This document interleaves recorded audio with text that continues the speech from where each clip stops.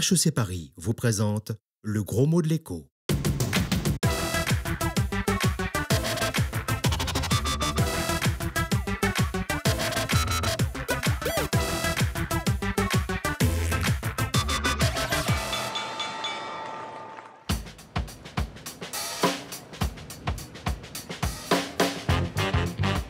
Bonjour et bienvenue dans le gros mot de l'écho, l'émission qui traduit en simultané la novlangue des économistes et autres journalistes spécialisés. Bienvenue sur le parvis de la Défense, ses sièges d'entreprise, ses tours de verre, Areva, Allianz, Total. Tous ces grands groupes ont un point commun. Ils ont émis des actions, des titres financiers qui sont échangés sur les marchés boursiers. Mais une action, qu'est-ce que c'est exactement? Nous vous avons posé la question. Entreprendre. Le mot action, moi, ça me fait penser à entreprendre. C'est comme quand on est actionnaire. On achète une petite partie du capital de l'entreprise. C'est des titres de valeur que les gens achètent et après ils fluctuent sur les marchés. C'est un moyen pour une entreprise de retrouver des fonds. C'est ce qu'on achète d'une entreprise pour faire de l'argent et éventuellement pour gagner de l'argent sans rien faire. Ça, c'est ce que vous dites. Mais qu'en disent les hommes de l'art? Cette semaine, notre artiste S-Économie s'appelle Éric Heyer. Il est directeur de l'OFCE, l'Observatoire français des conjonctures économiques.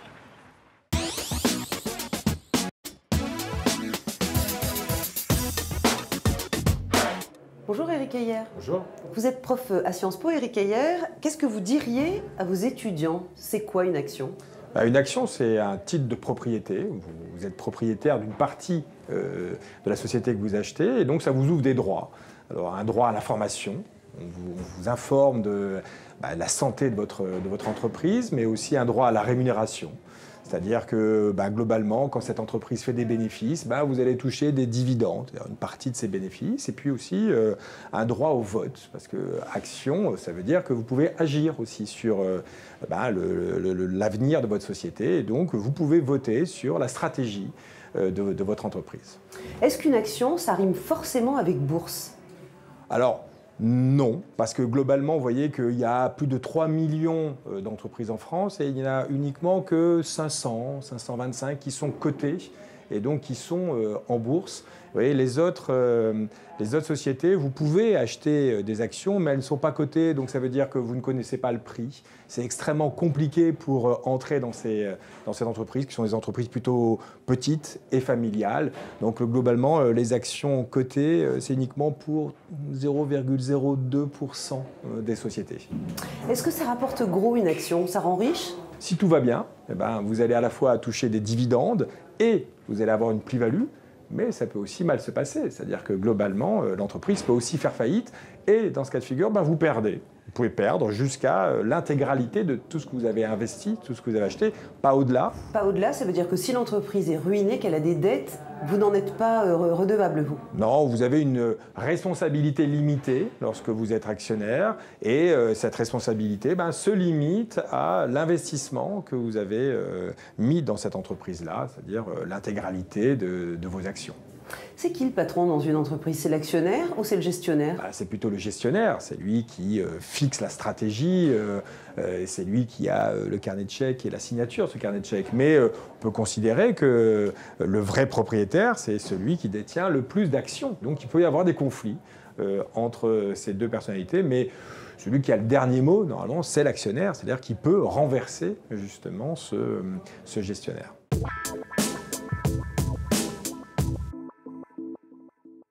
Si je résume, le vrai patron, c'est l'actionnaire, c'est lui le propriétaire de l'entreprise, mais il doit composer avec le gestionnaire. Et ces deux-là se retrouvent une fois par an lors de l'Assemblée générale de l'entreprise. Aujourd'hui, Korian, le leader européen des maisons de retraite, tient justement son Assemblée générale à Paris. Venez avec moi.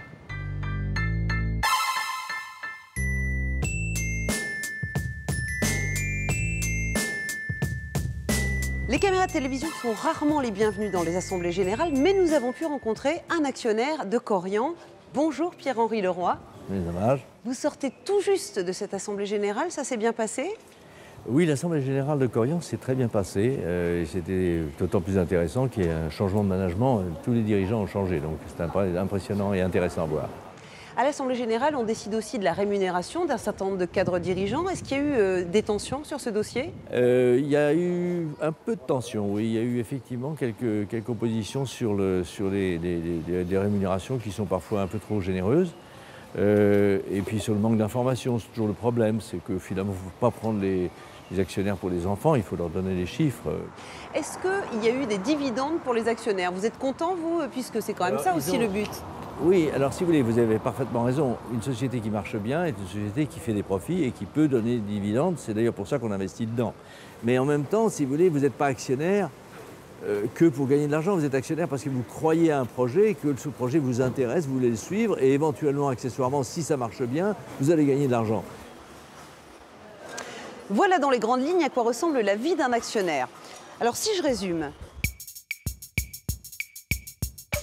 une action, c'est un titre de propriété, un peu comme pour votre voiture ou votre maison. Mais là, c'est juste un bout de capital, une part de gâteau qui vous donne des droits.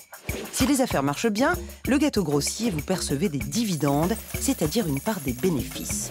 Si l'entreprise n'est pas rentable, vous voilà au régime sec. Pas de dividendes, rien dans votre assiette.